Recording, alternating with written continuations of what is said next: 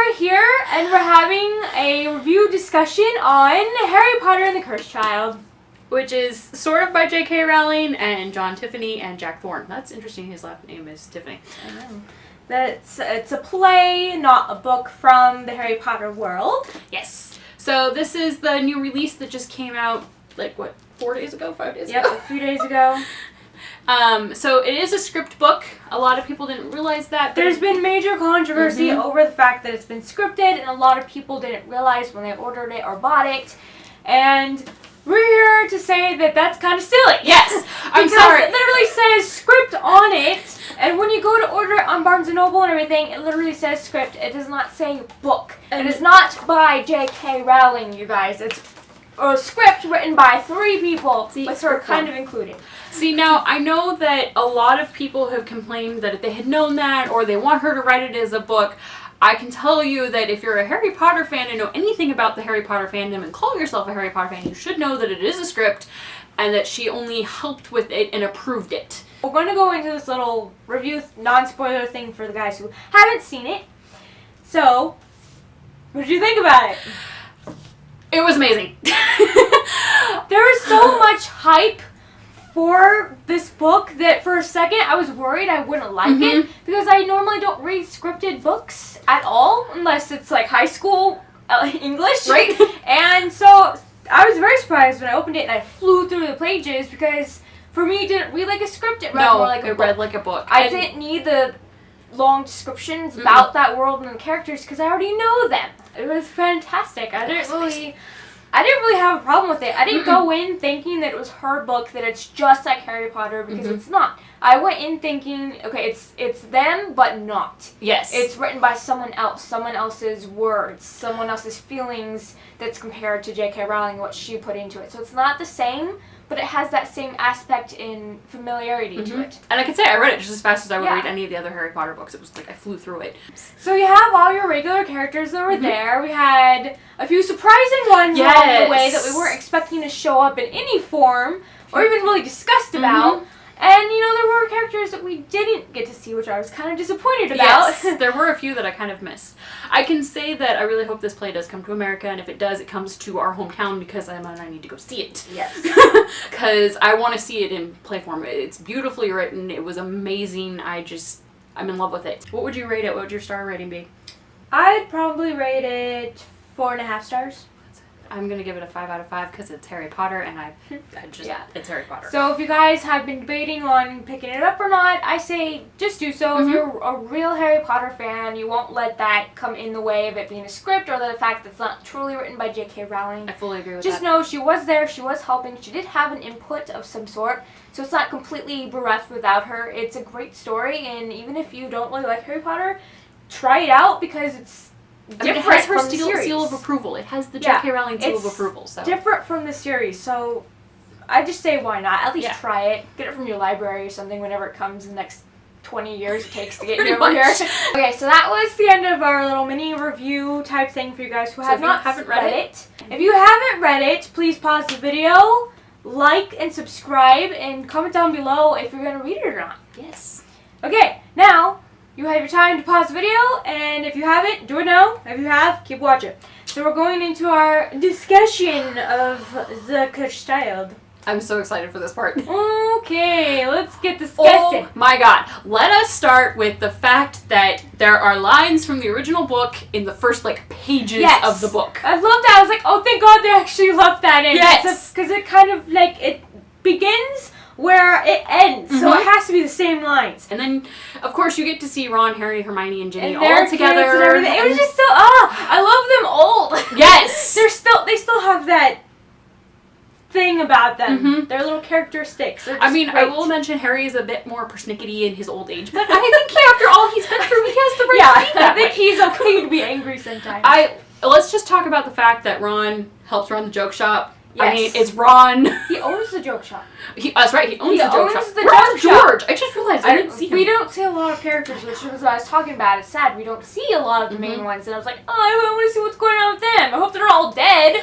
Oh, I wasn't expecting McGonagall, though. I was like, she's got to be almost 5,000 years old. What is she doing here?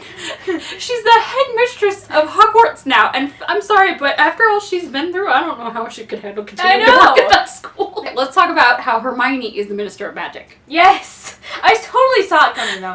It's like, that girl's gonna rule the wizarding world one day. I love how she's completely in charge of, like, everything. Everything! She's on her spot. And the funny part is, it's so her. Yeah, that you, like, I love that Harry's, like, the law enforcement. Yes. He's, like, basically caught. But I really want to talk about Albus. Yes. And the fact that he becomes best friends with Scorpius, Draco's son. Who saw that coming? Because I didn't. Scorpius Malfoy and Albus Severus Potter. I mean, I don't know what Scorpius is. I don't. It's probably something else to do with Mom. But it was kind of. I wasn't expecting that. Their thing to cut. Wait, I'm not done. Oh. I wasn't expecting their friendship to evolve like that. I thought Harry's gonna be like, no, I can't be with you because you're obviously a Draco person. Or the fact that Scorpius is a bookworm. Yeah, no, he's a cute, nice little kid. Who would have thought? Well, that came out of Draco. I think he would have been completely Draco, but as you learn later on, it's Draco's wife that kind of gives off this balance of light to Draco's darkness. I also like that as you get to know Albus and Scorpius more, Scorpius reminds me a lot of Harry. Yeah. And Albus reminds me a lot of Draco. Yeah. And they it's just like odd. they switched. I don't really know what I happened. liked how that played, though. It made a very interesting story aspect to that, because you think of Albus as he's going to be just like Harry. Yeah. He's going to be this brave little boy who doesn't have any problems, but then it just kind of twists around and Albus is like a little snot. Yes. That is the perfect way to describe it. He's a little snot. And I also like how Rose is just like, get away from me, Scorpius. I love the whole time he's just like, look, she pities me, that's one step closer. I'm like, oh, you're so cute, Scorpius. I always thought that the Malfoy Granger line would like intermingle at some time. So I feel like Scorpius and her are just gonna get together one day. So why don't we talk about Amos Diggory?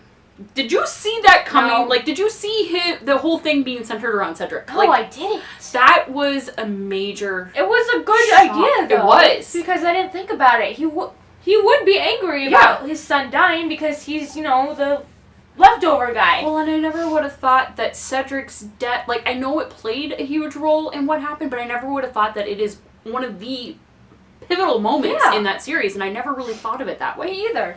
So it's kind of interesting to see that. It kind of woke me up. I was like, this makes sense. It does. It makes me want to. And the fact that if he doesn't die, he could start off a huge ripple of darkness in that world. Which, of course, our boys learn very quickly. Yes, as they travel back through time a few times. People disappeared. Other people went, like, completely different personality-wise. And it was odd to see them all different. Hermione, when she was the potions master? Hermione is mean. Her and Ron weren't married. No. She was married. He was married to the Indian chick. Yes! One of the twin girls from the dance thing. It was just weird. And Harry was dead. Yeah. And then you get... Snape was alive. I was like, what? For Voldemort and Valor.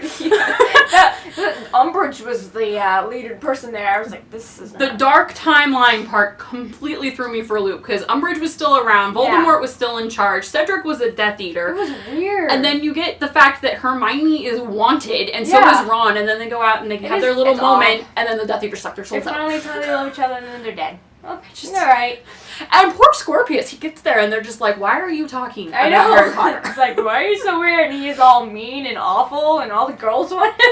I'm like, this is odd. Popular mean boy. I don't like it. And I totally saw the villain coming, but not who she was. Delphine or something like that. I knew she was going to be the evil one, but I didn't know she would be the daughter of Voldemort. No, and Bellatrix. That was very gross. I didn't expect that, but... That was all crazy. I thought she was going to go kill Harry like they thought, but then she's just like, no, I'm going to be there with Dad. Like, oh, great. I have to say, though, she made a very good villain. I saw that she was going to have a problem. Like, I saw that part coming. I saw that she was dark, but I had absolutely no idea she was going to be Voldemort's child. And it wasn't like one of those random surprises that makes no sense. It just all went into each other very well, so we knew that it was realistic for her to be a bad person because of this. And when you think about it, they did kind of say in the beginning that there was a rumor that Voldemort had a child, so... It's foreshadowing. I did appreciate the scene at the end, though, when Harry has to watch his parents die. Yeah, that was so awful, but I felt like he needed that for some reason. But I loved how Draco flat out said, you could change it, and then Albus goes, but you won't, and he goes, and that's what makes you heroic. Yeah. And it just at that moment, I was just like, I love you even more, Draco. It was... And I like that everyone was there for him. He didn't have to be there alone like he usually was. I also appreciate that Albus did go into Slytherin, because that was a very strong foreshadowing originally at the end of the 7th book. Yeah. That he could possibly go in, and then he says, well, if you talk to the Sorting Hat, it was a great book. I liked it. I really don't have a lot of problems with it, because I knew going in what it was. So. You know, I think my biggest problem with this entire book is it's not long. Not long enough. It doesn't keep going. There's not infinite pages. I want to get the play. They need to film the play and just have you pre-order videos. Right? I'm like, I'm getting that video right now. I'm going to watch it all the time. I have to admit that if I had a time turner, the one thing I'd probably do is go back and reread Harry Potter for the first time. I'd just go back to myself and be like, read it slow. Take your time. Yes. Alright guys, so we're going to stop here because it's like 15 minutes. So, that's the end of our little discussion thing for The Cursed Child. You know how we like it and appreciate the story. Yes. So, thumbs up, subscribe, you know the drill, and comment down below and let us know if you have read it. What do you think about it? Did you like it? Was the hype up for it for you? What's going on in your mind on the story? That is a good question. I want to know what you guys think. And so, we'll see you at our next video. Bye!